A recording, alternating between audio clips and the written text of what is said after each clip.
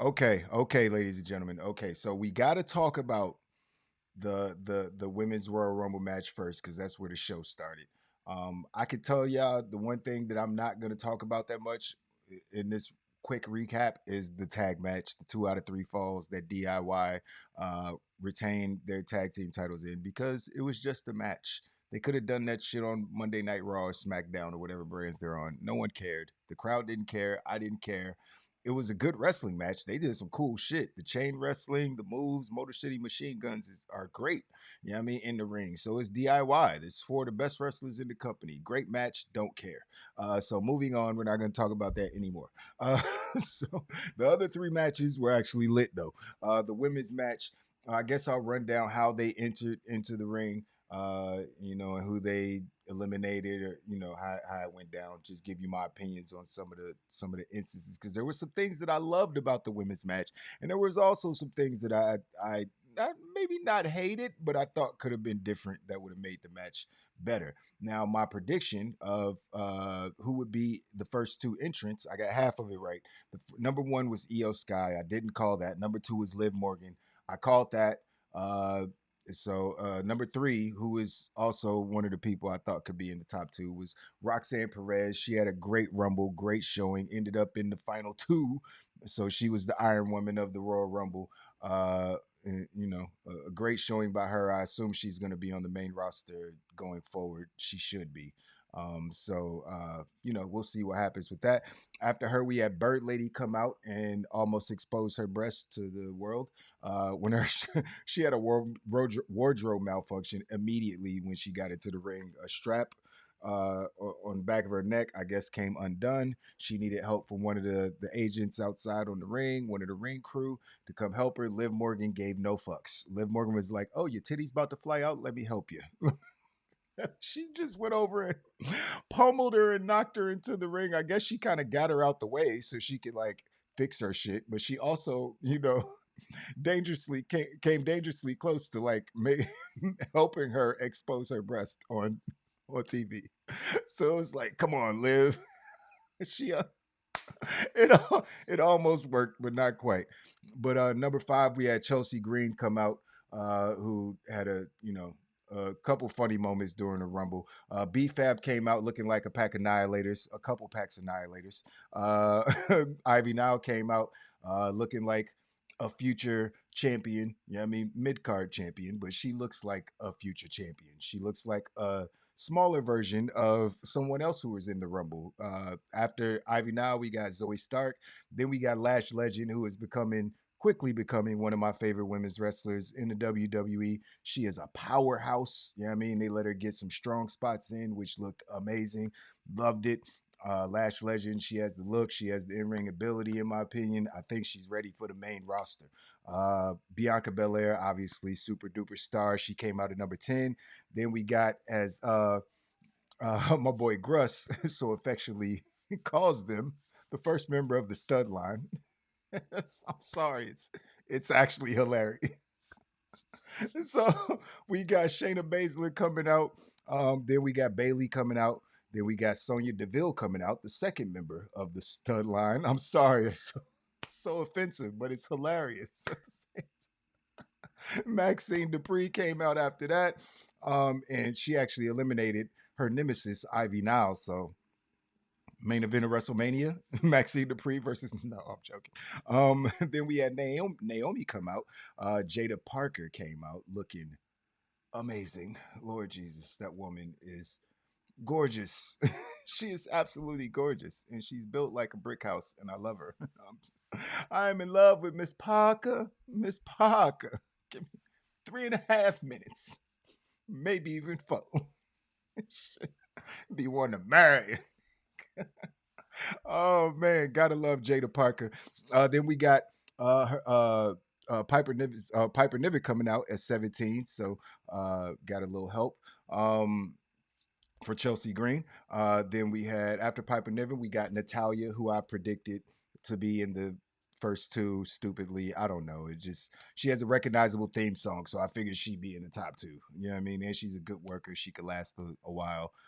So I don't know why I even picked her. That was a dumb pick, but she was in the Rumble. At least she was in it. Then we had probably my favorite appearance in the Royal Rumble match, and that was Jordan Grace looking like a fucking Avenger. It was awesome to see. I love Jordan Grace. I hope she wins all the belts. As soon as she came out during the watch along, y'all heard me say it. I was like, give her all the championships, give her all the belts. She looks like all the champions in one. Like it makes no sense that she was working for any other company the last few years. She's made this body transformation. She was always a great wrestler, even when she was the thick version of herself. But now she just looks like, oh my God, amazing. You know what I mean? Perfect pro wrestler, you know. So then we had Mishin come out at number 20. Then we got the biggest surprise of all of the Royal Rumble entrants. Out of all 60 people, this was the biggest surprise of the night. Obviously, Alexa Bliss coming out at number 21. We thought that, you know, she might not be there because of all the contract disputes. Apparently, those contract disputes were legitimate. According to Dave Meltzer, she wasn't going to show up, and Dave Meltzer got made to look like a fool once again because she came out the very day after he said that she wasn't going to show up because of the contract thing. But apparently, I think it was PW Insider or somebody came out and said that she actually wasn't on the card the morning of the pay per view. She did the deal the morning of the pay per view. We know WWE has done that before with multiple superstars, signing the contract at the last minute, putting them on the show the day of. They just did it last year with CM Punk when he showed up. That contract got done, then he was on the show. So it was it was good to see Alexa Bliss. I'm extremely happy that she's back. She came out with the Lily doll with a jacket that had all kind of tributes to the late great Bray Wyatt, so that was awesome. I'm not sure if she's going to play the Lily, the spooky character role, or if she's going to go back to being the goddess Alexa Bliss, which I was kind of hoping for because she was the best version of herself when she was the goddess and she was just a bitch that just knew how to wrestle good and would take championships off of people and have, you know, cut great promos on other women. Like, that's the Alexa Bliss I really want to see. But if she's gonna come out and do some cool spooky shit with the Wyatt Six, I'm down for that too. I'm just happy that she's back. After Alexa came out, we got Selena Vega, Candice LeRae, Stephanie Vacour from NXT looking good. You know what I mean? Trish Stratus came back. Not really that big of a surprise. She's been popping up the last few years here and there. She's, you know, she wants one more run in the WWE. Maybe this is started at. Wasn't, you know, that big of a deal to me. Then we had Raquel Rodriguez come out. Then we had Charlotte come out at number 27, Julia at 28, Nia Jax at 29, which is a great position for Nia Jax, obviously being the most imposing superstar in the match, and you know, having a late position entry, which just set up for Nia Jax to win. But who in their right mind thought Nia Jax was about to win the Royal Rumble? Nobody. So they did the stupid spot where everybody ganged up on her or whatever, and she, you know, get off of me. They did that whole spot. It's like, all right, I've seen that spot too much. Every time a big show or any giant, you know, Omos or Nia Jax, anytime there's a giant in the Royal Rumble, they have to do that spot where they get ganged up on and then they, get off me, and everybody just flies all over the place. It's overdone. We can stop doing that at least for a few years and think of some other cool spots for the big guys and gals to do in the Royal Rumble. Number 30 entrant, which was one of the things I had a problem with. We'll talk about a couple more things that I had an issue with, was Nikki Bella being number 30. She didn't need to be number 30. It would have made way more sense if Alexa Bliss was number 30 because that's who everybody was looking forward to seeing. The top two women that they could have had return in this year's Royal Rumble was Alexa Bliss and AJ Lee. You know what I mean? Hands down. Obviously, AJ Lee being the much bigger name, and you know, people are clamoring for that the most. But people also were looking forward to hopefully seeing Alexa Bliss. We got that major return, but it should have been in the number 30 spot. She got the biggest pop of anybody that came out all night, including Cody Rhodes and Roman Reigns. She got the biggest pop because we haven't seen her in a couple years. So it's like, oh shit. So Nikki Bella came out at 30. She did a couple things. She got eliminated by Bailey. Didn't do too much. But the spot that I had a big problem with was the spot where they had all the women basically climb over the top rope and get on the ring apron. There's like 6 women out there. I think it's Io Sky out there and Bianca and Naomi and just some top level superstars. Yeah, I mean, all out on the ring apron, and Nia Jax just knocks everybody off at one time. So it eliminated basically 3 or 4 contenders, people who could have actually won the match and left us with Nia Jax, Roxanne Perez, and Charlotte Flair. So at that point, I had already picked Charlotte Flair to win before the match, so I was pretty comfortable with my choice because it was pretty damn obvious who was about to win at that point. So that kind of made deflated the match a little bit, I will admit. But it was still fun. It was still a great match. We still got to see the women from NXT that we really wanted to see, Stephanie McCoy and Roxanne Perez. Like I called her being in the match and having a significant role, and she did that just that. Um, so I'm not mad at Charlotte winning. It was kind of telegraphed. Obviously, I'm a big Charlotte Flair fan. I think she brings people to their best matches. You know, fucking Sasha Banks and Becky Lynch and Ronda Rousey.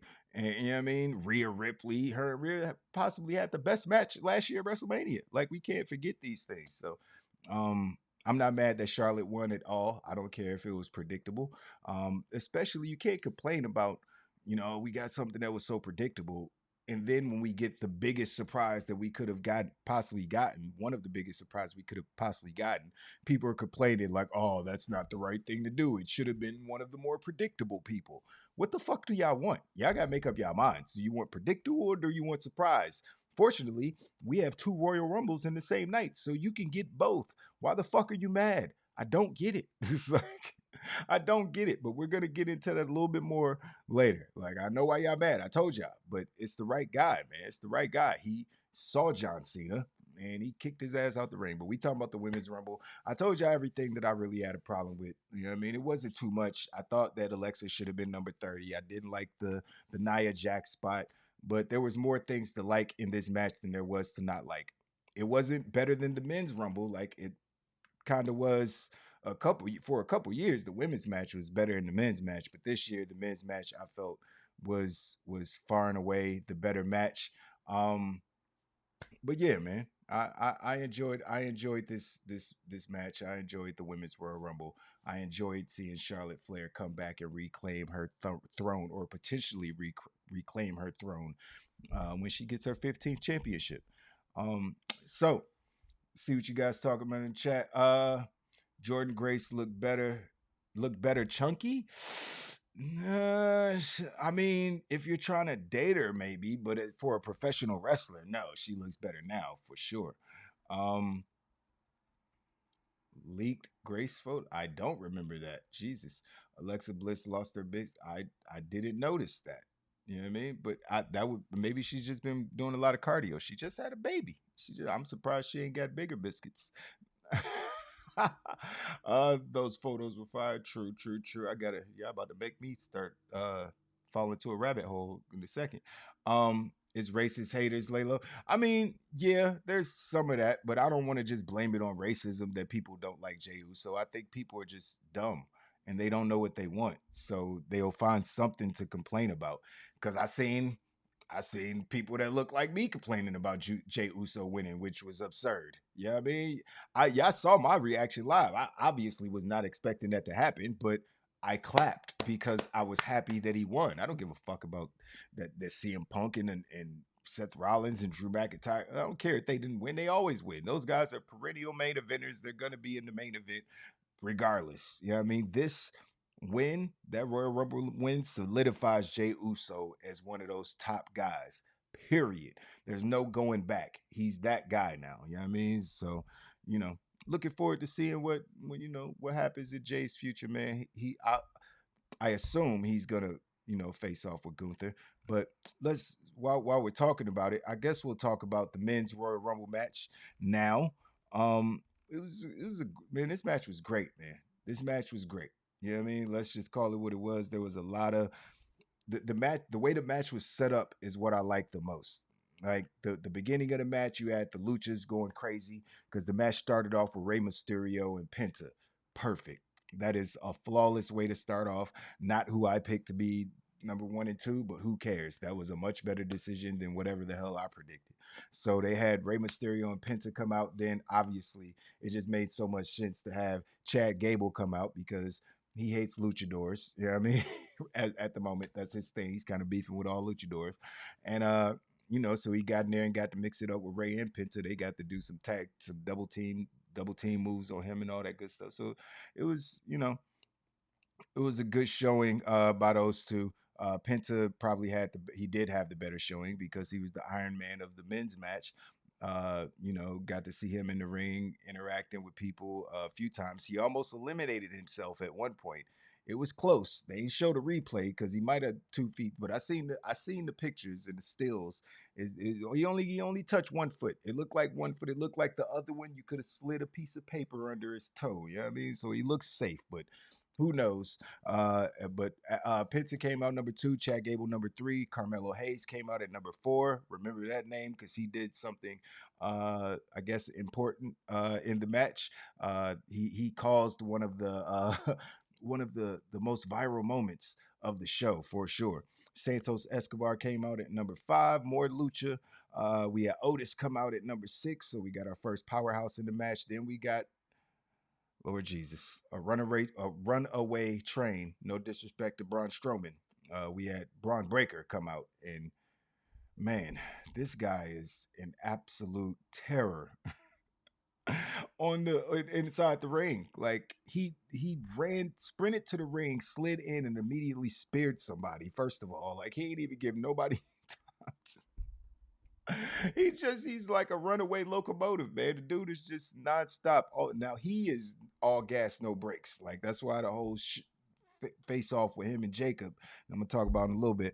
But Braun Breaker came in. Then we had Akira Tozawa tried to make his entrance into the Royal Rumble at number eight, but because Carmelo Hayes had just got eliminated by Braun Breaker, he was mad. You know what I mean? So Carmelo attacked Akira Tozawa as Akira was making his entrance. Apparently, Akira Tozawa can't get up after he gets a forearm to the back of the head. I assume he had a concussion on that basic ass move, but okay, whatever. They cut back to Gorilla, and Triple H is talking to Akira. He's like, Akira can't go, and I Show Speed is there.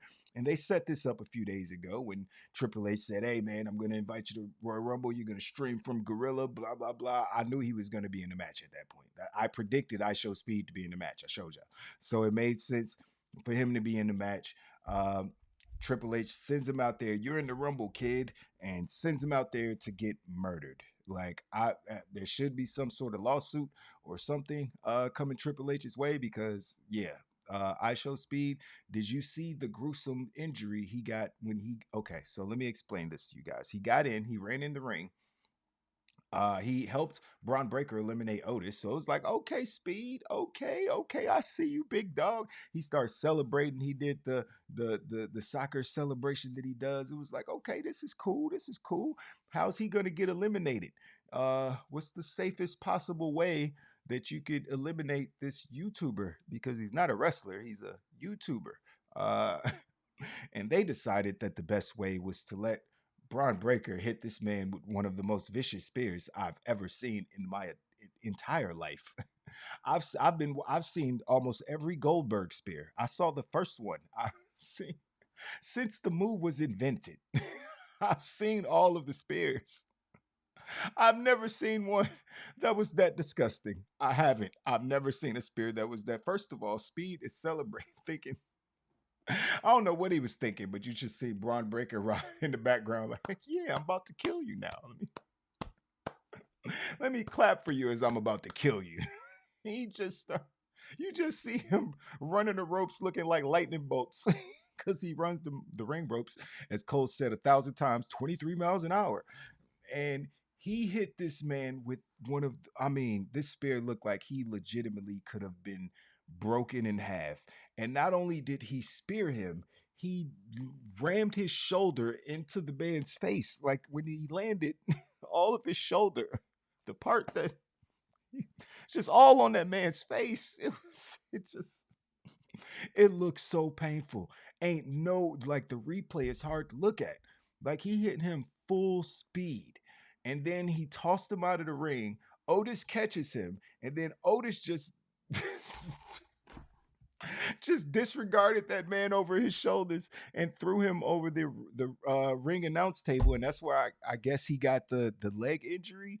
I don't know what he got his leg caught on, but that man had a whole chunk of skin. It looked like a softball size hole uh, on his leg. It was disgusting to look at. It looked like, I mean, the whole all of his skin was removed in like a spot that was like this big. So I was like, yeah, I don't know what he got his leg caught on or what the fuck happened, but that shit looks painful. But he was a G. He soldiered through it. He sold it like a motherfucker. He sold it like shit. Even them walking him out of the arena, and you know, he sold the shit. I mean, shout out to him. Like, I gotta give Speed his credit. If you're gonna do a celebrity, that's not gonna go in there and be like Logan Paul or Bad Bunny and do some cool wrestling moves. That's what you send a celebrity out there to do. We don't need any more what was his name, Drew, that it's like, oh, I see Kane, I'm just gonna step over the ropes and eliminate myself. Well, that's a wasted spot. Speed being in the Rumble last night was not a wasted spot. He's one of the most viral people in the world. That clip is one of the most viral clips in the world, still today. So it's like they made the right decision putting Speed in the Royal Rumble. You know what I mean? Goldberg spear on Christian was pretty fucked up. That was pretty disgusting. But anyways, after Speed came in at number 8, we had Sheamus, we had Jimmy Uso, we had Andrade, more Lucha. Then we had Jacob Fatu, who came in and looked like a monster. He went in straight into beast mode and started eliminating people. He got Rey Mysterio, Chad Gable, and Andrade up out of there. Jimmy Uso got eliminated by him too. So he probably got over the most in the match. He's already over like shit, but it's just like he got over even more after this match and how he dominated a lot of the match. Ludwig Kaiser came out at 13. The Miz came out to no pop at 14. Joe Hendry came out to a massive pop. Everybody seemed to know his theme song in the crowd. It was awesome. He got his time to shine. He actually faced off with Roman Reigns for a little bit in the match. That was cool as shit. So Joe Hendry did what Joe Hendry was supposed to do. Yeah, I mean, I'm not mad. He came out there. People got to sing his theme song, and I'm sure we'll see him in NXT a few more times this year. Looking forward to that. Then we had at 16, this is kind of where the Rumble changed. Like we got the lucha stuff out the way. All the high flyers are out the way. The big celebrity spot is out the way without I Show Speed.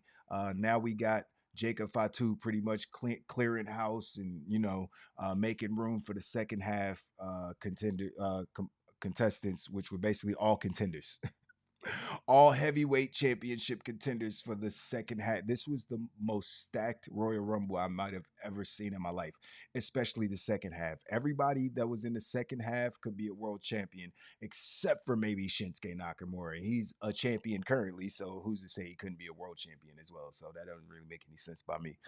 So I feel like everybody in the final 15 was a championship, a world title contender, which just made it ridiculously difficult to figure out who was going to win. That's what made the surprise of Jay winning so awesome, because it's like all these guys, there's 10 people who could win this match right now. And I don't think Jay Uso was thought of by many people at all. So at 16, we had the tribal chief, yours and mine, Roman Reigns, come out. Then we had Drew McIntyre come out right after him. So you got the beef right there with those two. You know what I mean? It's already boiling. Then you got Finn Balor coming out with some music that I thought was dope, but I didn't know who the hell it was. I was like, who the hell is this? And then I saw Finn come out. I was like, okay, new music by Finn. Cool. Not as good as the Judgment Day theme, obviously, but they're not the Judgment Day anymore. So at least I don't think so. So, you know, I guess now he has this hip hop inspired theme. Then Shinsuke came out at 19. Then we got the eventual winner, Jay Uso, at number 20. Good spot for him. AJ Styles returned from injury. Remember, he just returned from injury, then immediately got hurt in a match with Carmelo. And now he's back returning again, still looking super jacked. So that was dope. Braun Strowman, the big guy of the batch, came out at number 22. He was the one who eventually eliminated Jacob Fatu, which I saw a lot of people weren't that happy about, but they kind of have a thing. So I'm not they're putting together stories. Like people got to have matches for the road to WrestleMania. There needs to be some feuds. Royal Rumble is how you start a lot of those feuds. So not mad at that at all. Then in number 23, we had John Cena come out. He eventually eliminated Braun Strowman, Finn Balor, and Logan Paul. Yeah, CM Punk came out at number 24.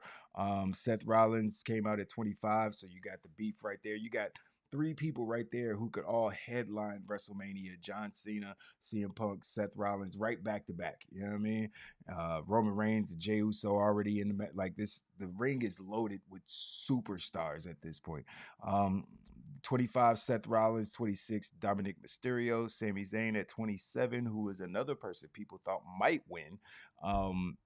Because his stories, he's never been a world champion, and all his friends have. So, but it would have been a cool if Sammy won. It would have been a shocker, but people would have got it. Damian Priest came out at 28. LA Knight out at 29, and there's been a lot of controversy surrounding LA Knight over the last 48 hours. We'll talk about that. And then Logan Paul came out at number 30.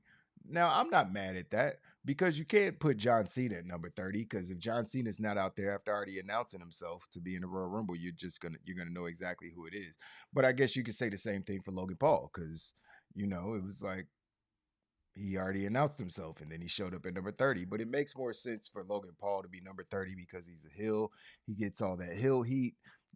He came in and he eliminated AJ. CM Punk ended up eliminating Seth Rollins and Roman Reigns when they were going at it. So he got both two of, I don't want to call Roman an enemy, but he got two of his potential WrestleMania, two of the people that could have stood in his way of main eventing WrestleMania out the ring.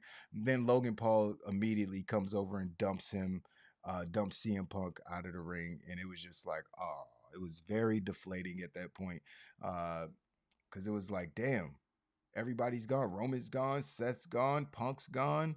It's like, what the hell? Who's about to win this match? You know what I mean? So, but Cena was still in there, so it was like, okay, obviously John Cena's about to win this match. You know what I mean? So, you had John Cena, Logan Paul, and Jey Uso in there for the final three.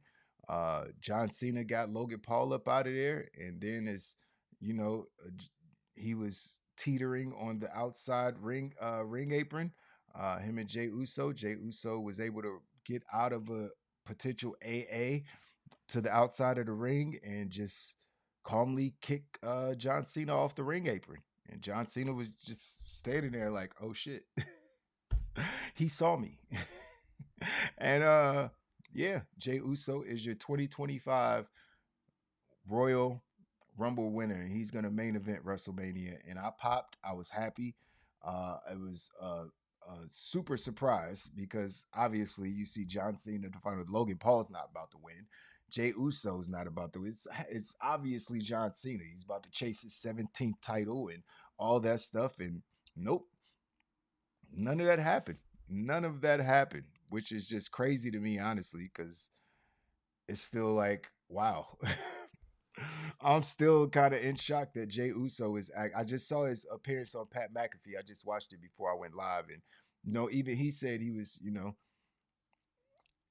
he's so overwhelmed by them putting the ball in his hands and letting him run with it.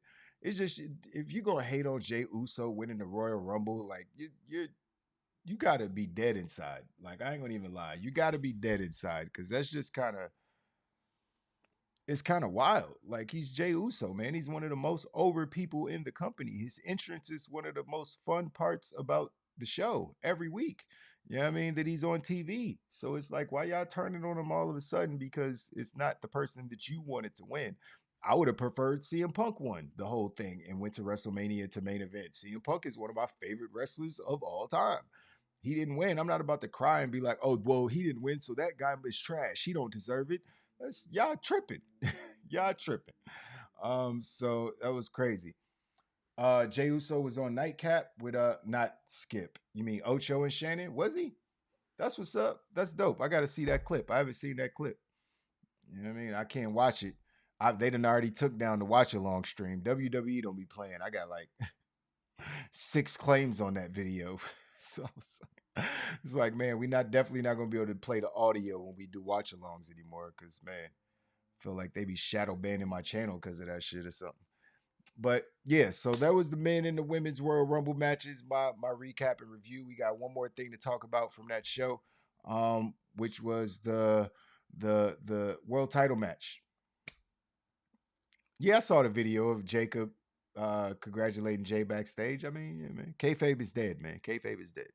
we all we all know that at this point.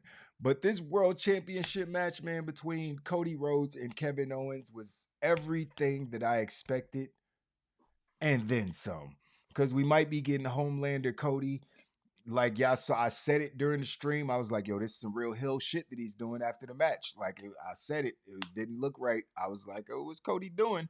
This is very bad guyish stuff that he's doing. Just standing over Kevin Owens' dead body. Kevin Owens possibly decapitated. You know what I mean? Cody's like, I don't give a fuck. Oh, I'm the champion. I'm like, he's the good guy. He's the good guy. Okay, I guess so. But this match was fucking awesome. Let's just call it what it is. It was awesome. It was the perfect blow off match. Um, I don't know if it matches the blow off with Cody and Seth in the Hell in a Cell. I don't know if it reached that level, but a ladder match that didn't involve them doing a bunch of flips and dives off of the ladder and a bunch of high spots and power bombs and all that shit off the ladder, where it was still this gruesome and this painful to watch. You know what I mean? And you cringe multiple times. There was 3 or 4 spots during this match that were just extremely hard to watch, y'all. You know what I mean? And y'all saw me, my reaction live to all of them. The one spot where Kevin Owens got back body dropped over Cody and he landed on the ladder that was sitting up sideways. Like that's just disgusting. Like that's a disgusting bump to have to take. Like you got ladder going right into your spinal cord. That's insane that's an insane bump to take. Like that's not something you could do on a regular basis and think that you're going to, last in life, period. You're going to die at some point. So I'm happy that they survived this match. Cody took a crazy bump off the ladder. And he bumped so hard that he popped back up on his damn feet. You know what I mean? It's like and I think the sickest bump of the night was obviously the probably might go down as the most infamous Alabama slam of all time. Because as Kevin Owens goes to try to, let's just call it what it is, he went to try to murder Cody Rhodes and do a package pile driver onto the steps, onto the ladder, which was like, no, no, don't do that. That's nope, that's 5 to 10. Don't do that. That might be life. So he went to do that, and Cody wormed out of it. He weaseled his way out of the move and ended up picking Owens up while he was standing on the announce table, and Alabama slamming him through a ladder. Oh my God, that was set up. It was his head went through the rungs of the ladder, and it it just looked gross. It just looked bad. It looked painful. It looked disgusting, and thank God that was the end of the match. Like there was no more like all right, we got to roll him in the ring, obviously, because the ladder match, you don't roll him back in the ring. But it's no more, okay, I got to, do some extra moves. I got to get him in the ring to do my finisher. I got to, and none of that. You just Alabama slammed a man onto a metal ladder and he looks dead. I think you're okay with climbing the ladder and retrieving the titles at this point. Like, I don't think he's getting up for a long, long time. So I'm glad that they sold that. I'm glad that Kevin Owens sold that. And that was the end of the match. It was awesome, an awesome match, a blood feud that ended like a blood feud. Cody retains his world heavyweight champ, his undisputed, officially undisputed now, even though it was undisputed because he brought the title. It's undisputed again, all over again. Yeah, so happy for Cody, happy for KO. KO had another good showing. Unfortunately, in a loss. I hope he gets another shot at a world championship because it's been way too long since Kevin Owens has been champion, and he's obviously the creme de la creme of WWE inside the ring and on the mic. So makes no sense for him not to be champion. It's just The roster's always loaded, and Kevin Owens doesn't need to be champion to be over. So he kind of gets the Dolph Ziggler treatment sometimes. You know what I mean? Let's call it what it is. As much as people want to say Carmelo Hayes is becoming a new Dolph Ziggler, I mean, Kevin Owens is kind of there too. Kevin Owens just gets the big matches. Like he gets the main event of WrestleMania against Stone Cold, and he gets to be in the tag match against the Usos. He gets to do all that stuff because he's you know one of the best. Let's just call it what it is. He's officially goated when it comes to professional wrestling. He is goat status, Kevin Owens. So, no doubt about that. I thought overall Royal Rumble was a great show. I thought it was a phenomenal show. Uh, I had a bunch of fun watching it. I thought we got great winners. I thought Charlotte Flair, although very predictable, was a great choice for a winner because we all want to see her versus Tiffany Stratton. I want to see her lose to Tiffany. Don't get me wrong. I don't want to see her get her 15th championship against Tiffany Stratton, at least not at WrestleMania, because I think that win for Tiffany Stratton could solidify her, just like Jey Uso is solidified after his win at the Royal Rumble. I think we could do more to solidify Tiffany Stratton as one of those top level characters in the company. And I think her being one of the greatest of all time would definitely do that. So, um, Royal Rumble, great show in my opinion. And if I had to give it a blunt rating, it would probably be at least four blunts, probably close to four and a half, maybe four and a quarter blunts. You know what I mean, for the whole show. It was pretty long show for only having four matches. I thought we was gonna get up out of there in 3 hours, 3 hours and maybe 3:30 because you got the Rumble matches usually last about an hour. Then you got the title match, they're gonna get 30 minutes. Then you got the tag match. I was like, they're gonna get anywhere between 15, 20, 25 minutes, which they did. I think they got around 15 minutes, which is crazy for a pay-per-view title match, in my opinion. But that's what they got. So as far as wrestling, I was like, yeah, we gonna about 2.5 hours, 3 hours of wrestling. You know what I mean? And mix in all the ads and all the talking and the backstage stuff. 3:30. You know what I mean? No, that shit was like 4.5, 5 hours. I was like, wait, why is this shit still on? Why is this taking so long? It's only four matches. But it was what it was.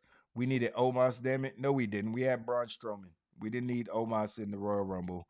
It's just been another big man doing a big man spot. Now, the only way I would have accepted Omos is if he came out and had a face off with Braun Strowman and maybe they eliminated each other trying to, do something. Maybe they could have done a more original spot with the big man and the big men eliminate each other as they're trying to tussle along the ring apron or something. Maybe do that with the big guys, but you already got Strowman.